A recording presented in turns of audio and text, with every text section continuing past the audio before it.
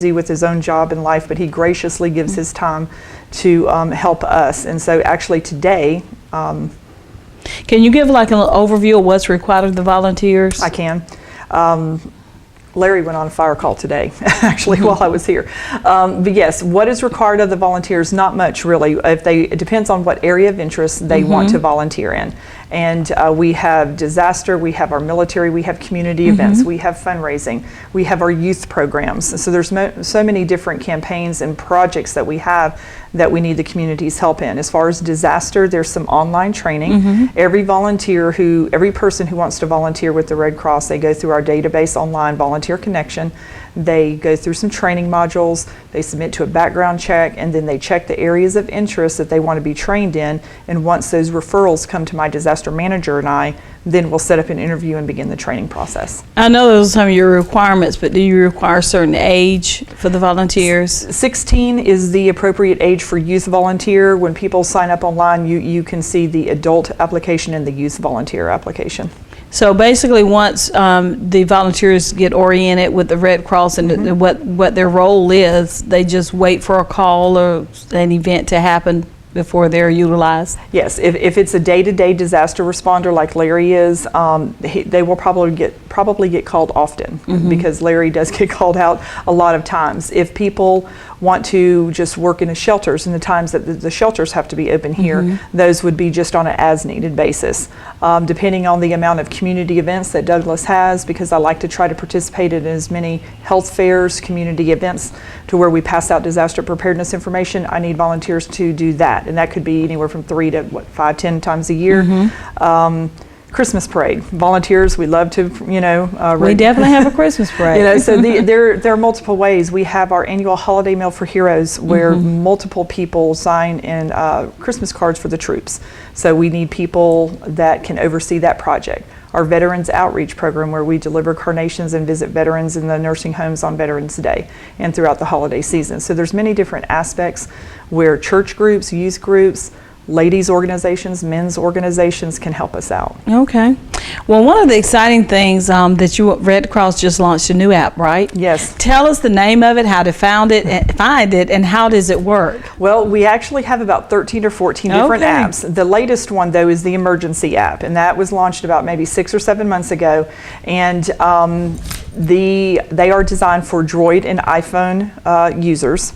And you can download all the free apps either through iTunes or Google Play Store. And they work in conjunction with the National Weather Service as far as the tornado, the hurricane. We have fire, flood, blood services where you can sign up for a blood drive or go donate blood. But the emergency app is one app that covers it all, where any situations that's going on in town, if shelters have to be open, you can find out information. And again, we work with the Emergency Management Agency and with the Public Information Officer to try to get a unified and consistent message out to the community, so that way people will not be confused as to what's going on. So that's where the community partnership comes in. And but the app will, once the shelters that are identified and opened, the app will help the community know which shelters to go to. Okay. Sounds like a very informative app. It is. I'm going to try to find it and download it myself. I encourage everybody to download the apps. We even have a first aid app, a Monster Guard app designed for children ages 7 to 11. And again, the idea is to try to get that disaster preparation into the children early, so they can take it back home. Because believe it or not, kids have these technical devices where they can download these apps. They do. I know. With the assistance of the parents. Friends of mine have 2-year-olds that are on an iPad. And so right now they are currently designing an app for children younger than 7.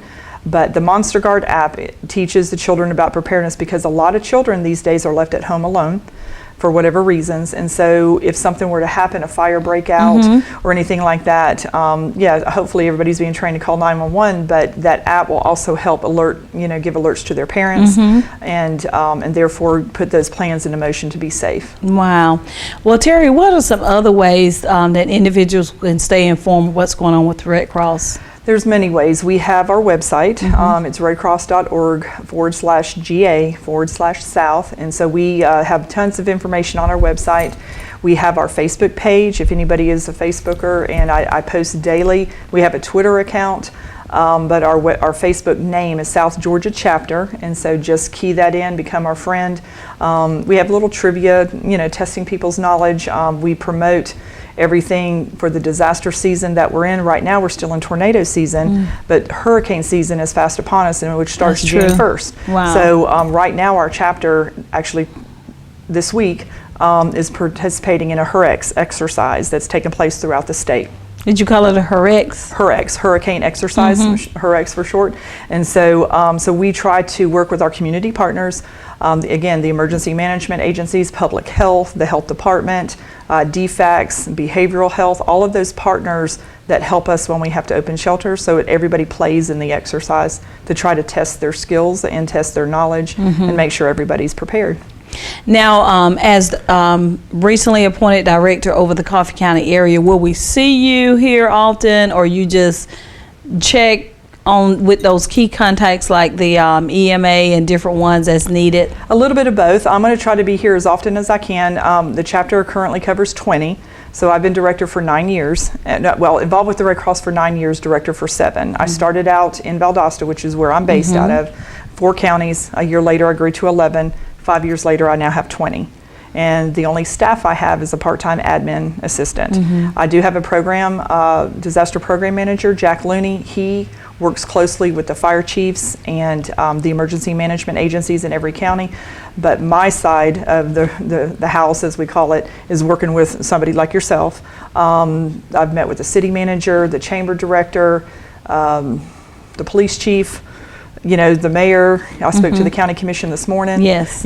So it's the key leaders in the cities that I have direct contact with, and try to keep them updated and informed as much as possible about what's going on, and to help with our shelters that we have identified here in Douglas, and to try to get those up to speed before hurricane season starts. Yes, I want to come as often as I'm invited, and then some. Okay. Well, then, do you have some other information to share before we give contact information? I do. We actually have a new volunteer position open. It's called a community volunteer leader. And this is a new position that we created about 6 months ago. And what I'm looking for here, the role of a community volunteer leader, is somebody that will help me be the face of Red Cross here in Coffee County.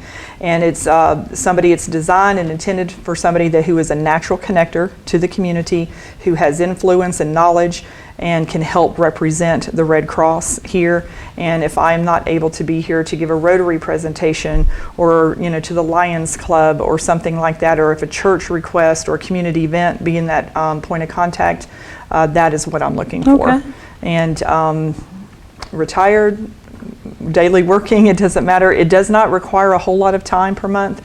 Maybe 5 to 10 hours a month is all I'm looking for.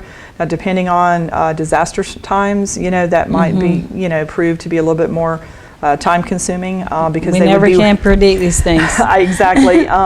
Because in times of disaster, I need public affairs volunteers. I need fundraisers. If we had to open multiple shelters here in Coffee County, those volunteers needed to run each shelter. That's what we're in great need of. We're also in great need again for our local day-to-day disaster responders for the single-family home fires, and we respond to those just about every other day in our 20-county area.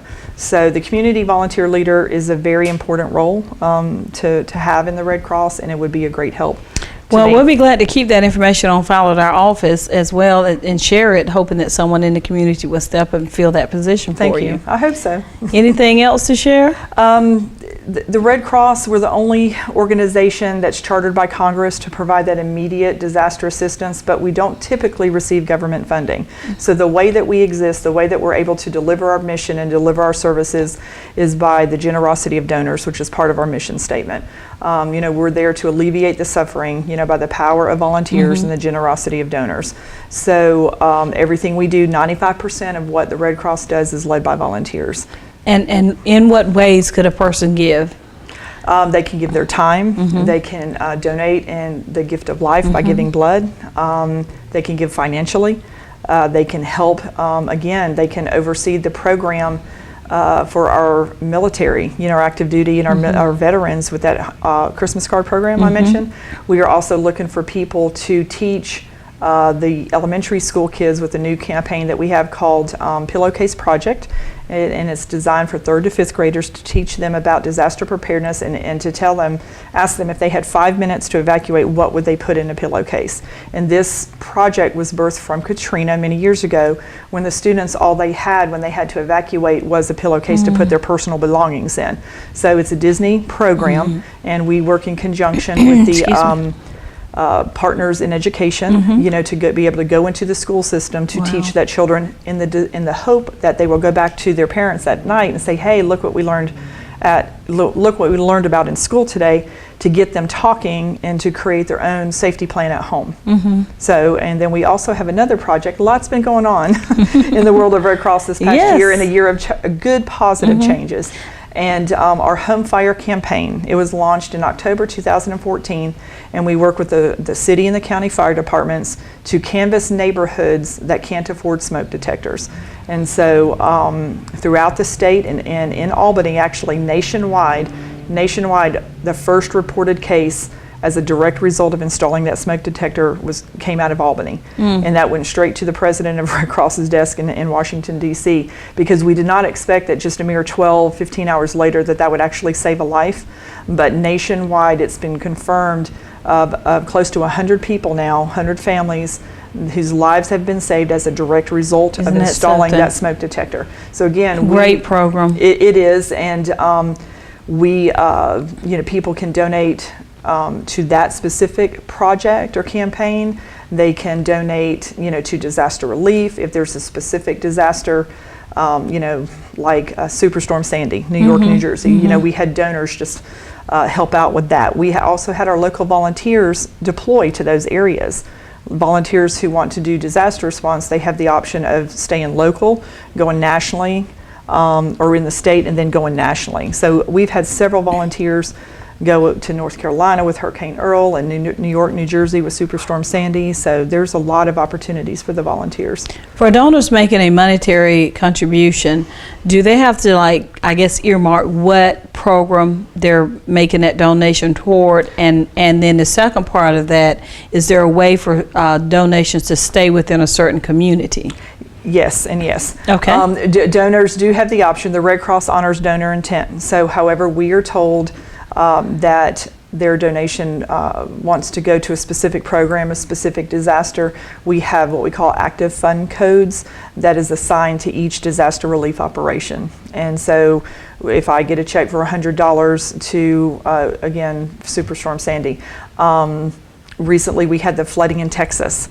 So I've been doing extra fundraising, not just taking care of things locally, but the smaller chapters or the unaffected chapters are asked to help fundraise on a national level as well. So money that was earmarked for the Texas flooding, it goes straight to that operation. All gifts are tax deductible, and if it's requested to stay within a certain county, now my chapter covers 20 counties, and so if it's earmarked towards disaster relief, it goes to wherever the need is the greatest. But there's also a way to specifically designate a donation. Okay.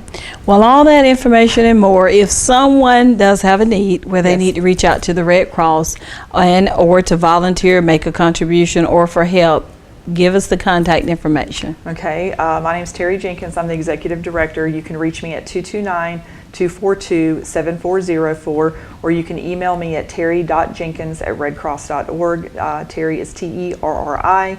You can go to our website, and the numbers and email addresses are also listed on our website. Terri, it was a pleasure meeting you. Thank you for coming over to Douglas today. Valdosta is not that far away. It is not. I love traveling in the new counties, and I had lunch at a lovely cafe downtown, and the chamber director recommended it, and it was quite lovely. I thoroughly enjoyed that lunch. Well, great. So I'm going to enjoy coming over here and getting to know the citizens in a better way. Well, great. And thanks again for being here. Thank you so much. Okay. We're going to take a break and come back with more Douglas on My Mind.